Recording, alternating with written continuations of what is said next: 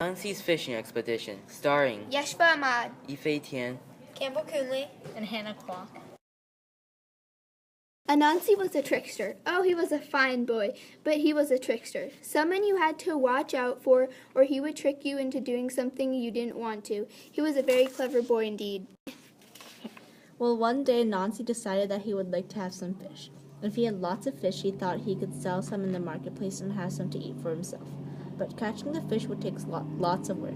He would have to build traps and set them and check them every day. That would be a lot of work. So Anansi hurried into the village to ask everyone if they would be his partner. Of course, everyone knew about Anansi the trickster, so of course everyone turned him down. Nobody wanted to go into business with Anansi because they were sure they would come out the loser.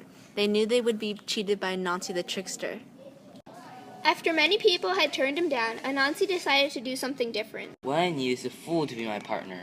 Well, it just so happened that Anini was in the marketplace. He heard Anansi's declaration and walked over to him. I have heard that you are looking for a partner to go fishing. That is true. I have a wonderful idea for a business. All I need is a partner to make it work. Perhaps you and I could be partners together. What would we do as partners, Anansi? We will have a fishing partnership, my friend. A fishing partnership.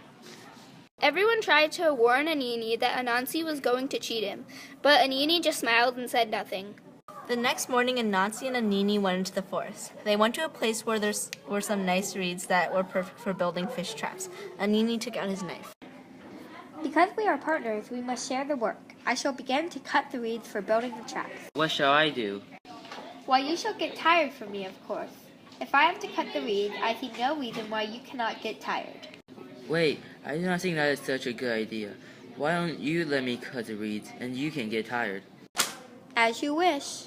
Anansi worked all day in the hot sun, cutting the reeds. While he was cutting, Anini stretched his arms and rubbed his muscles as if to ease the pain. I am very tired from all that work.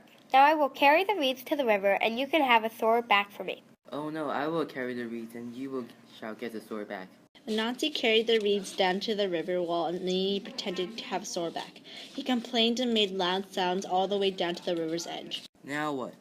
Well, we must weave the reeds into the traps for the fish. I shall weave the traps, and you shall have sore fingers and a sore neck from all the work. Oh no, this is a partnership. I shall weave the traps and you shall have a sore neck and sore fingers for me.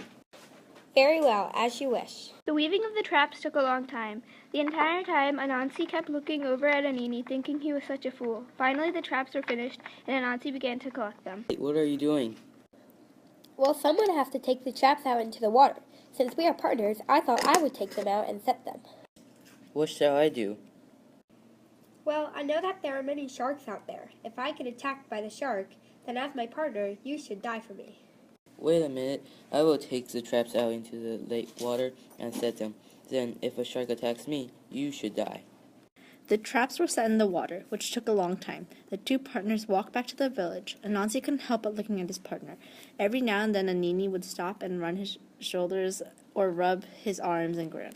Anansi felt very sorry for all the pain his friend was having. The next morning, the two partners met once again.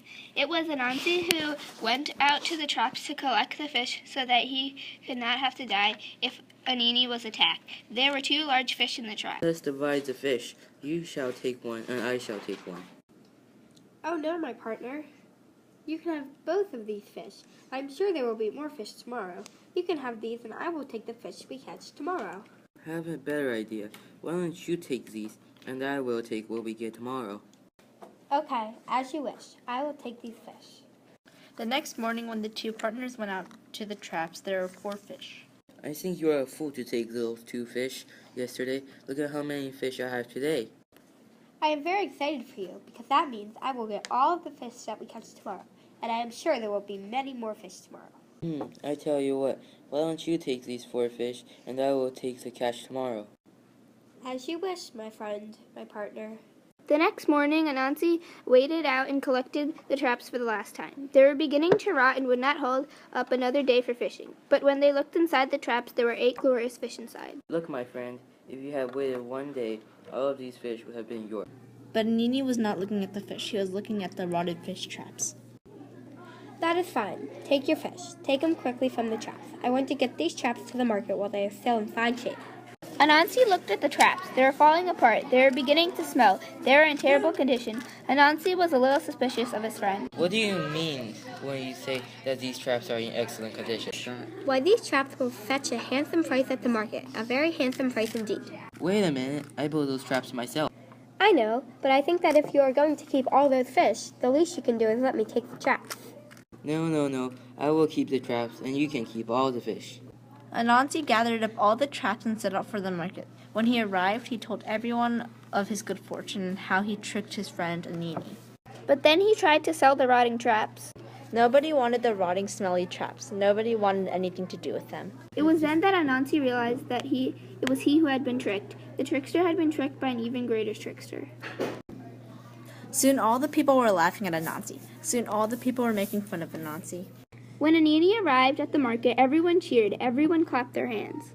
Oh, Anansi was a trickster, all right. Oh, he was a fine boy, but he was a trickster. Someone you had to watch out for, or he would trick you into doing something you didn't want to do.